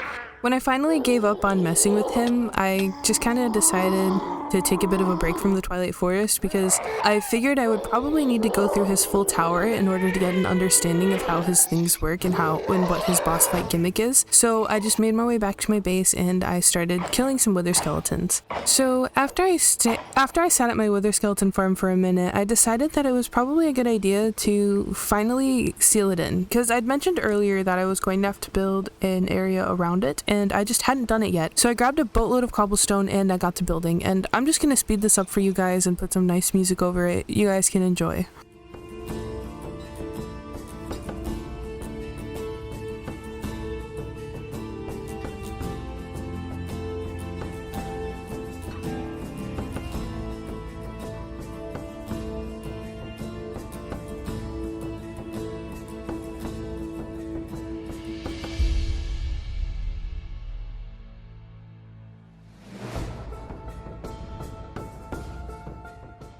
After all that, I actually wound up placing a little collection system involving a hopper and a chest just to make it so that I didn't have to pick up all that gunk into my inventory. I tried trading a bit more with the alchemists that I had replaced, and then I went to sleep. I just kept trading with my villagers because, like I said earlier on, one of my biggest focuses was definitely getting this alchemist leveled up, because if I didn't get an alchemist with a gunpowder trade, I was gonna have to build a creeper farm. And I'm not really that mad about making creeper farms, it's just kind of annoying. I also finally put mending on my pickaxe, and I decided to name it Lovejoy. I opted to do this because it was just about to break again and I didn't want to lose a netherite pickaxe. It was bad enough losing a diamond one. Then I decided to pick out a space for my new storage area. I had completely run out of storage space and I knew this was only going to get worse, so I started digging out an area right next to that island I cleared off. My initial plan was to put my storage on the island that I had cleared off, but I realized that that would very quickly run out of space and be very difficult to expand. I'd have to either go very far up or very far down, and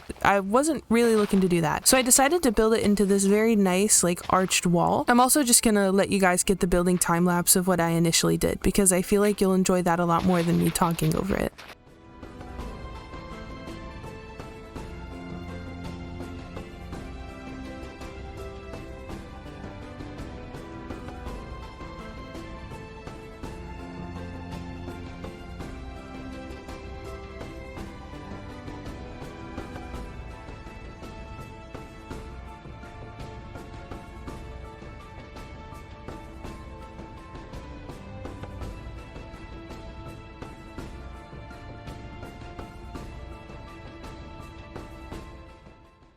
I was sure to give everything enough space, or at least as much space as I could afford to give it, which was kind of hard to judge, but I also told myself I can always move things around later, especially because of how easily expandable this is going to wind up being. I had to shuffle everything around because I was a bit too lazy to actually like bring it down properly, so I had to resort my inventory, which honestly this probably wasn't the smartest move on my end, but it's fine. Can't forget to label everything. I normally like labeling it with the item frames, but I just didn't really opt for that this time. Also because I feel like item frames can really make one chest a little too isolated. But I mean, hey, if we decide to take this to a further 200 or even more days, then maybe I'll have so many items that I actually have to do that with the storage system, so we'll have to see. I also decided to put these Twilight Forest trophy heads as little decorations because I felt it looked really cool and it was a really good way of finding use out of these trophies. I was considering making a trophy room, but I don't think I'll make one. I guess just later on, if we do wind up expanding on this series, maybe that's something I'll do if I go and beat the bosses a second time. I got 3 Wither Skeleton Skulls back when I switched out the storage system and I completely forgot to mention it. So I ran back into the nether thinking, oh, maybe I'll fight the Wither Skeleton on the roof. But if you watched my monthly Mod Pack Madness roguelike adventures and dungeons when we did the Wither fight, you'll know how horribly that idea went. Watch out.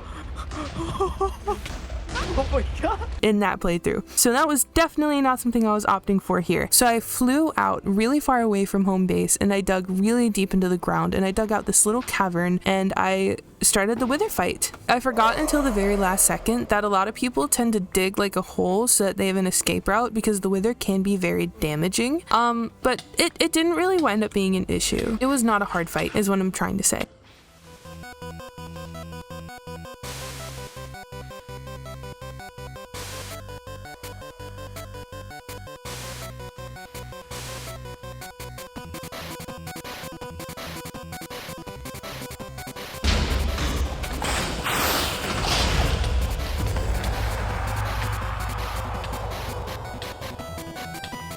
I actually wound up using the Wither Star in order to upgrade my backpack into one of those endless backpacks because I really needed the storage space, especially when exploring. So in order to do that, I did need a dragon skull, so I went back to the end in order to get a dragon head. Then I upgraded my backpack, and honestly, it's one of the best decisions I ever made. I decided I didn't really like what I had done with a lot of my base, so I actually dug out this little spot and I put down some logs because this is where I decided I wanted my home to be because, I mean, hey, we were super far into the playthrough and I didn't even have my own house yet. I also started tearing down the iron farm and I decided to move where my enchantment table was. I didn't really know where I wanted my enchantment table, so I left it alone for the most part, but the next thing I really wanted to get rid of was the now floating iron farm. I also checked really quick to see if there was any armor better than what I had already, and once I realized that there was nothing better than what I already had, there really wasn't a point in going further and looking for the other armors. I definitely would say that looking for all the armors would be a fun project. It's something I took on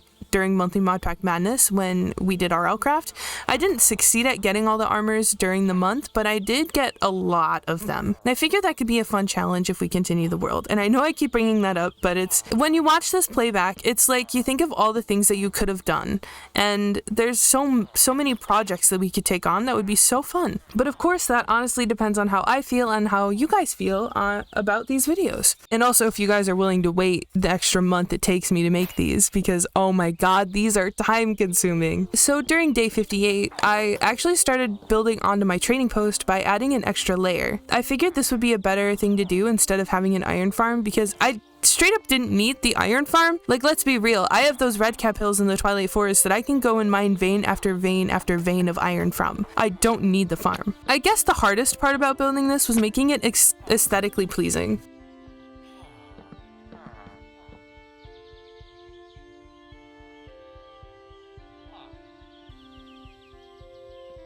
I actually made a quick trip into the Twilight Forest to get a bunch more books so that I could continue my infinite money glitch. After I traded with my villagers a bit, I then went to sleep and I woke up on day 59 and I tore down the old villager crop style thing, whatever the fuck. I needed the wood for trading, and on top of that it also just looked really bad, so I figured I could use that space for something better.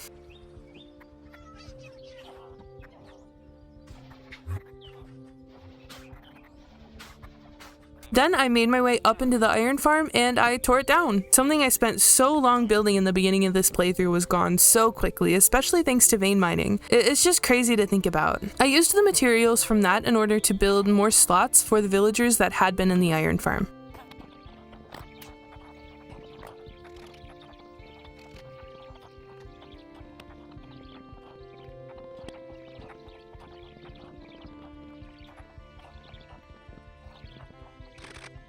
After I got all the villagers sorted, I just continued trading. I gave the alchemist table to another villager as a last-ditch effort. Then I made my way back into the Twilight Forest and I completely finished building my map up. I flew over parts I wasn't supposed to be in, and if you know anything about progression lock Twilight Forest, you know that that can be very scary. After I finished filling out the map, I came and I traded with my villagers again. I sorted out my inventory a bit more, killed some mobs, and then I actually flew all the way out into the ocean to make a creeper farm because I was running really low on fireworks. I also had a brief attempt at a storage mod, which I just wound up not understanding at all, so I wound up kind of abandoning it, thinking, oh, maybe I'll come back to this later, but I honestly think I would prefer to just like figure out how to use like manual Minecraft things more than this complicated stuff, which makes me feel like a boomer, because you know what? My major is in computer science and tech, and people say that shit to me all the time, and I find it so annoying, so I can only imagine how annoyed you people who like tech mods are. I'm sure I'd love it if I understood. So I built the creeper farm. I'm gonna leave this as a very big time lapse with some nice music over it. I actually got this farm from another YouTuber who will be linked in the description below. Any tutorials that I use in my videos that I use directly, you guys will be able to find credited in the description, and the person who made it, their username is on screen right now. So if you want a really in-depth tutorial on how to make this exact farm, given how insanely productive it was, I highly recommend you check this video out.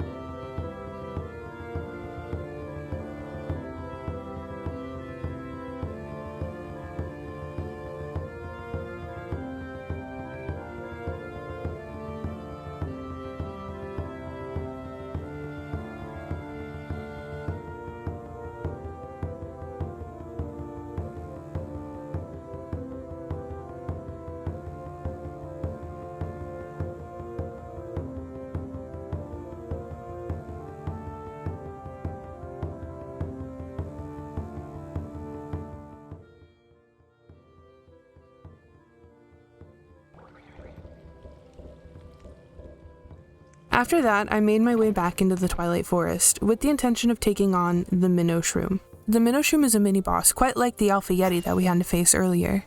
We can find it lurking in the bottom of a labyrinth, sitting at 60 hearts or 120 health points. This will probably be one of the easier boss fights we do, I'm not gonna lie. The Minnow Shroom has a rampage attack similar to a Minotaur, and it will break any barricade to attack its opponent. It can do a great amount of damage, so it's advised to be very careful. Having a shield to block an initial attack and also using a bow and arrow to keep it at bay can really help. However, because the Minnow Shroom has an axe for a weapon, it can disable your shield. Killing the Minnow Shroom actually has a very high reward. Once the Minnow Shroom is killed, it will drop a Diamond Minotaur axe, which does extra damage when the player is sprinting. It will also drop Meef Stroganoff, which is some extremely weird food that does a lot of like good buff stuff. I don't get it, but it protects you from scorching weather, and you also get the Minnow Shroom trophy, obviously. Defeating the Minnow Shroom will remove the protections on the Fire Swamp, which houses another boss known as the Hydra,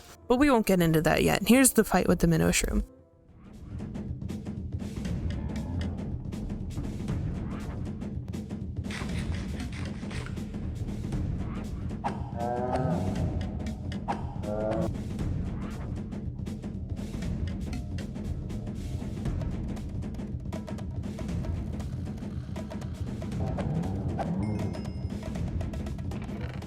I'd honestly say finding the minnow shroom wasn't as difficult as finding the night phantom, but it was definitely harder to get out of the labyrinth than it was to get into the labyrinth. I wound up just using a waystone to get out of the labyrinth because I really didn't feel like fucking dealing with it. Then I deposited all my inventory, sorted it and everything. Then I decided it was time to venture into something known as the Bumble Zone. The Bumble Zone is this dimension full of bees, and I hadn't been to it yet. I hadn't been to it at all, although I have played with the Bumble Zone in a lot of mod packs. So I decided, hey, maybe it's time I go check it out. So I did.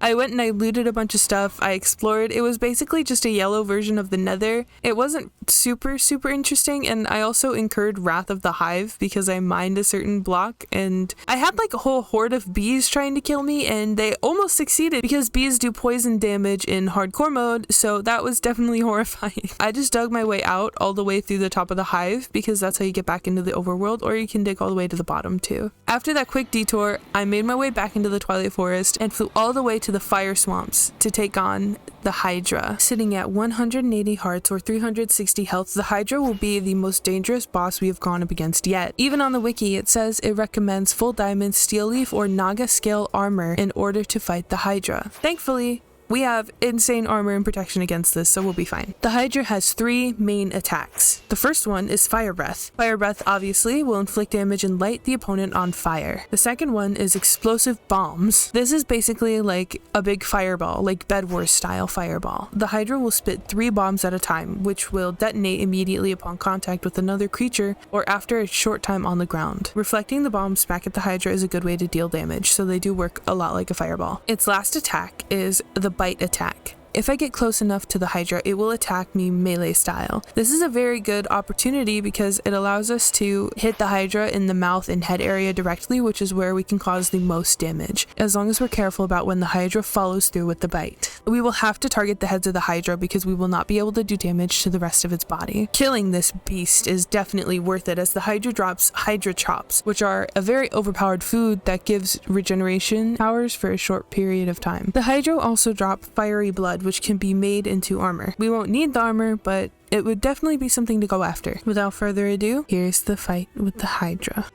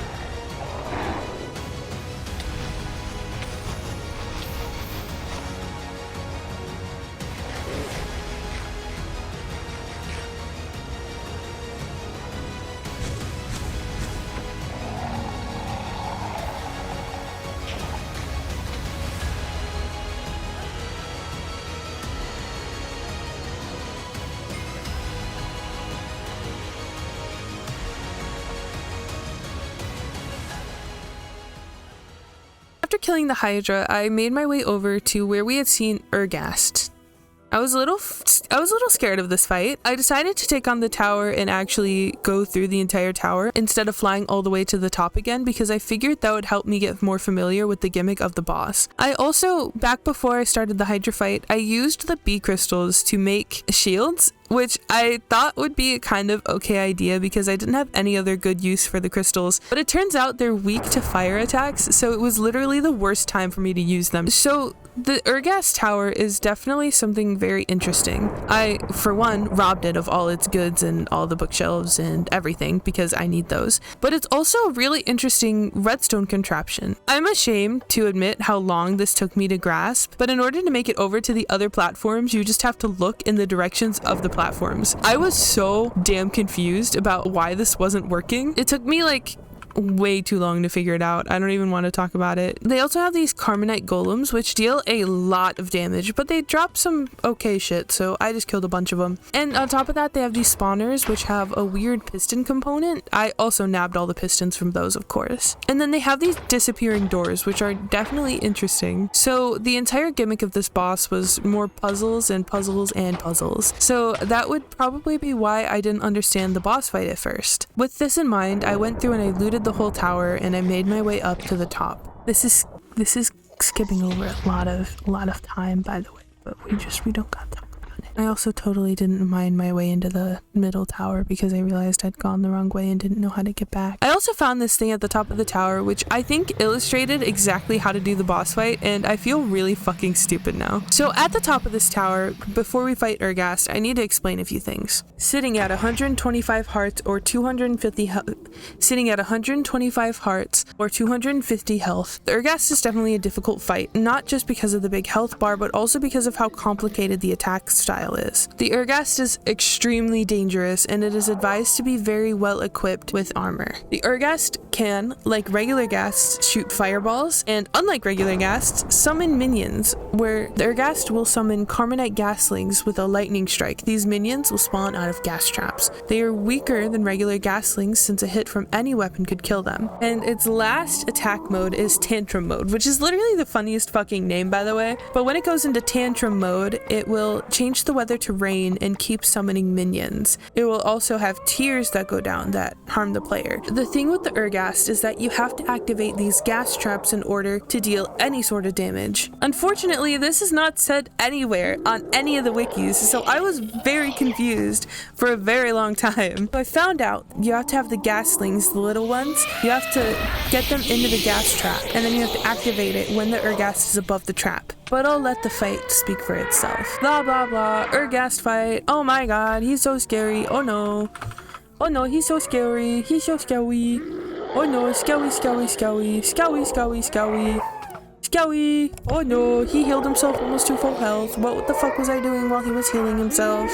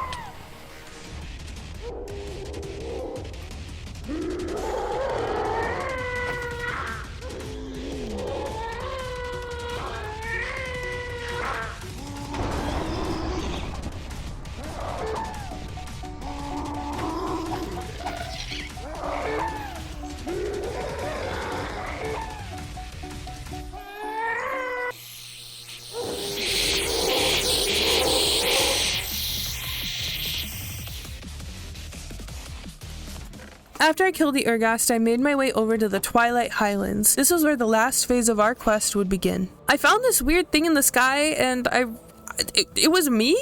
Like, there were a bunch of me, like, running around. I realized I had accidentally gone past progression, and I checked out the wiki a bit. It turned out I needed to go and get this thing from in these caves underneath the big clouds. So I went and did that before I stepped further on the clouds. So after I planted these magical bean sprouts, which brought me all the way up to these big clouds with the giants, I had to go and kill the giants, and I had to kill the one specifically with a pickaxe so that I could mine giant obsidian. And the reason I needed to mine the giant obsidian was because I needed this specific fire lantern thing that would grant me access to the rest of the Highlands. This big castle was all mine to explore, and I could burn away the roots with this little lantern. It was beautiful, covered in runes with these mystical doorways that disappeared on contact and reappeared when you walked away. I explored the entirety of this castle until I eventually found this big arena-like roof area. It was called the Final Plateau and covered in these purple runes with this big purple box in the middle. I thought, here it is, here's my final fight. Unfortunately, the Twilight Forest mod, as old as it is unfinished. There is no big final boss yet. I personally understand how disappointing that can feel, but I can also reflect on this playthrough and think these boss fights were so immersive and so well thought out, and everything was so high quality. This felt like studio level quality. It's not what I expect from a Minecraft mod. I guess all we can really do is consider this an open ending. If and when the day comes that the final pieces to this mod are added, I will play it out for you guys. But as of right now, there is no release date, nothing to really track, which is completely understandable. I will be the first one to tell devs to not go into crunch time. Crunch is not okay, and it tends to lead to buggy and not very great releases. So unfortunately, after discovering this, I made my way home and said goodbye to the Twilight Forest. I will say though, props to the people that make this mod. That was genuinely one of the best Dimension mods I had ever played through. After that, I came home and I sorted my inventory out. I actually expanded on it a bit because I realized that I kind of was running out of loot space, so I separated out my boss loot from the rest of the stuff as well. I realized that I had these weird little snow star things, and it was from bosses of mass destruction, so that tells me that I was missing bosses in this playthrough. And I know that there are a few that I was having trouble finding, and for that reason, any bosses that I did not wind up finding I'm not going to count, because if they don't have a solid way for me to access them, I don't think that's super fair. So I followed this star all the way to this weird little structure, which didn't have a boss in it. So I'm not really sure what this was.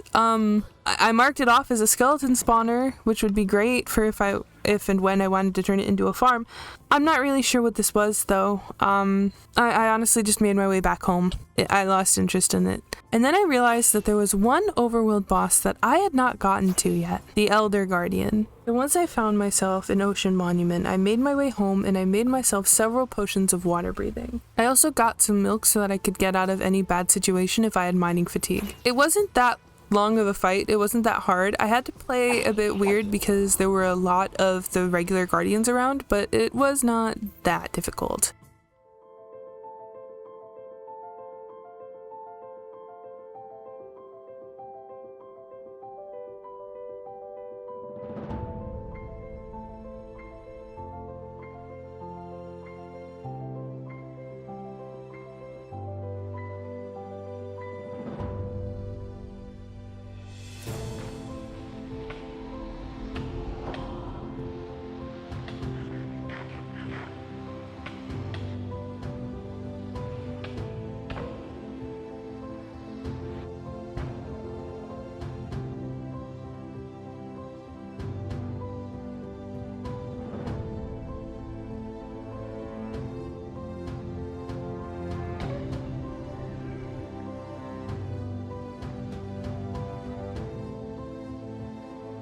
Then I once again sorted out my inventory and I traded with my villagers a bit more.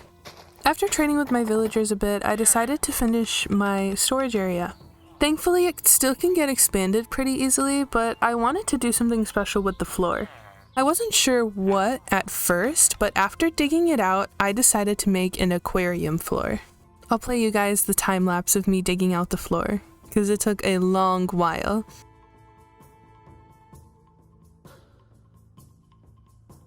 I probably should have thrown water down when I was first digging it out because it was going to be a lot harder to get water down now.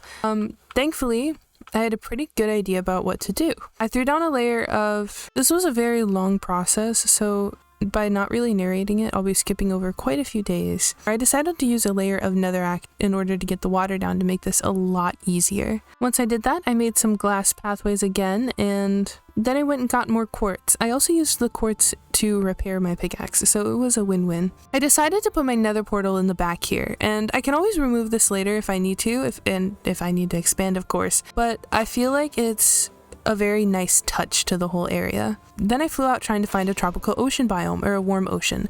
It took me actually a pretty long time to find one, but after I did, I grabbed as many fish as I could. I also grabbed a bunch of coral. I named each fish after friends of mine and streamers that I know, and also after viewers of mine that I see in my chats frequently. Of course, this first fish had to be named Arx after my best friend, streaming partner, and lovely editor, Ari.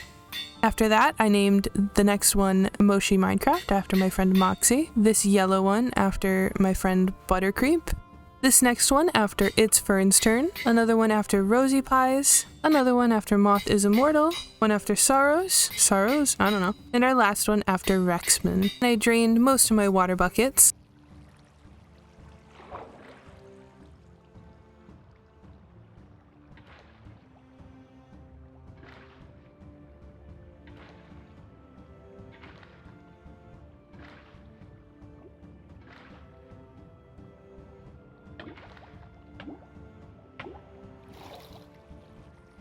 And I grabbed all the extra water out of the tank because I didn't want any of the fish to wind up escaping and possibly dying, like what happened during monthly mod pack madness in our Better Minecraft playthrough.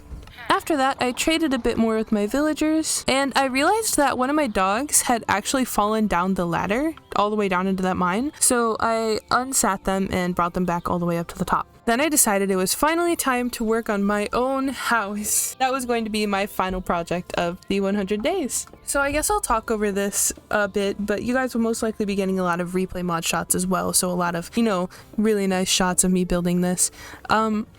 This first room I wanted to be like a study. I wanted to put my enchantment table in here, as well as maybe some potion working stations. And then I decided to make the block palette a little strange, but it's alright. I went for kind of like the circular hobbit hole door, although definitely on a small scale, not on like the big scales that I tend to see. I also finally noticed that winter had actually rolled around in the playthrough, which was really cool. I actually didn't even realize that seasons were a thing, but that was probably why all the water had been freezing over. I guess I hadn't really given it that much thought. I guess while this last time-lapse plays through, I can talk a little bit about my thoughts on this playthrough and honestly on why I took so long to build myself even a place to put a bed. So my Minecraft playstyle definitely revolves around a lot of progression very quickly. During the first few nights of my Minecraft worlds, I always tend to treat them like some sort of speed run because I don't like being out at night in Minecraft. Call it Xbox 360 Minecraft player PTSD, but it's not my favorite thing. I moved my dogs inside my house too. I felt it was really important they had a little place. I even contemplated building them a doghouse, but no. I needed a house. And I think it's so funny because for most players, the first thing they do in Minecraft is build themselves a house. It's usually the last thing I do. And I think that can be really nice because it means I have so many more materials to work with that a lot of people don't get to work with or mess with while they're building their house. Oh, I did wind up taking the extra time to sort my inventory and sort everything out, make it all nice, and even sort some of the modded drops from the vanilla drops because I had so many modded drops and modded items that it wasn't really feasible to put them all together. I decided to light the whole space with like smooth glowstone, which was definitely interesting. It was this weird modernized glowstone, and I really like it. I tend to like more of the log cabin look, like the more this is definitely a Minecraft building look, but I actually really liked this glowstone, even though I am a fan of the older glowstone textures. So I built in this little potions brewing desk area with even a little water thing underneath, and I also built my enchantment table behind it as well. And I wasn't really sure what else to do because I was like, well, that's what I need in a house, but no, I need a bedroom and I need other things. So what's the next thing I built after perfecting my doorways and such, because I hadn't even done that yet? I bet you'll never guess. A fucking bathroom. I don't know why. I don't understand the logic behind this decision. I was building a house for myself, and instead of building like a bedroom first or like anything important, I built a fucking bathroom in Minecraft. I don't know, I think I was just wasting time at this point because I was kind of lost on what to do. So I got pretty creative with the bathroom. I ran through a few different tries of it. I actually wound up using some of the modded items to make it look pretty nice. After I did that, I went and I tore down the ugly village house that was on top, and I decided to make another floor to this. I had already envisioned my upper part of my house being where that villager house was. I just wasn't exactly sure what I wanted up there. And instead of using lame ladders or some weird staircase, I actually opted for bubble elevators because I just had to be a little bit extra. So I put in some bubble elevators, which obviously you need kelp for, so that was a little bit of a struggle in and of itself. And then I looked up some different Minecraft house ideas because I was kind of at a loss about what to build here. Eventually I decided on a nice little 2-story cottage looking house with a nice balcony going over the side. And I'll let you guys see how that came together.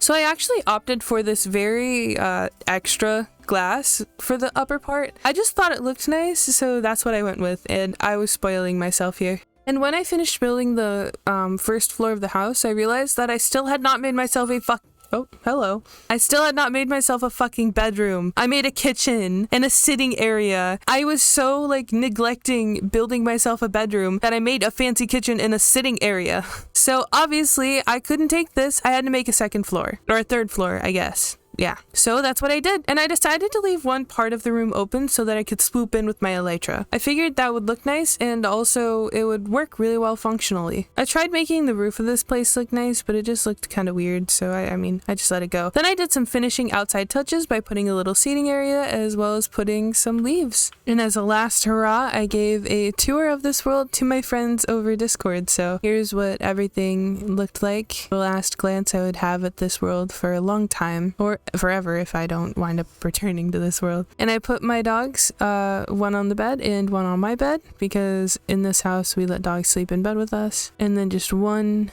last once over of the world. Then I slept one last time in my bed, woke up next to my dogs, and left the world. And that, my friends, was my 100 days in hardcore better Minecraft. I beat every boss that I came across, every boss, everything that I saw. I tried exploring other mods outside of Twilight Forest and just, you know, the normal bosses. I unfortunately didn't come across or encounter any bosses, nor did I find any type of progression in the advancements. So go ahead and leave a comment if there are any that I missed, and if you would like to see this go to 200 days, maybe I can take them on. Yeah.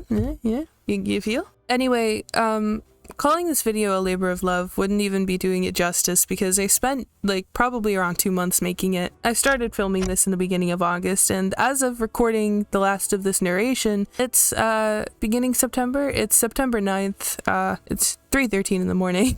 And this is not even counting me having finished the video, because this is just me recording the narration. I still have to edit through around 50 more days. But yeah, let me know if you guys like this video and if you want to see more of them, and if you guys are willing to have maybe not one video per week if I put out more of these. Monthly Mod Pack Madness is still going on. I still do it over on Twitch, and then you guys should be seeing the result of those VODs here soon on YouTube as well, if they're not already out. I'm also posting some of the backlog of Bed Wars collabs that I have, so if you're interested in seeing those, let me know. Those are coming out as well for extra content. I could do some stuff on Valorant. I am trying to get into Valorant ranked now too, which is so like weird for a Minecraft creator, I guess, but I feel like there's a weird pipeline from Minecraft YouTuber to Valorant content creator.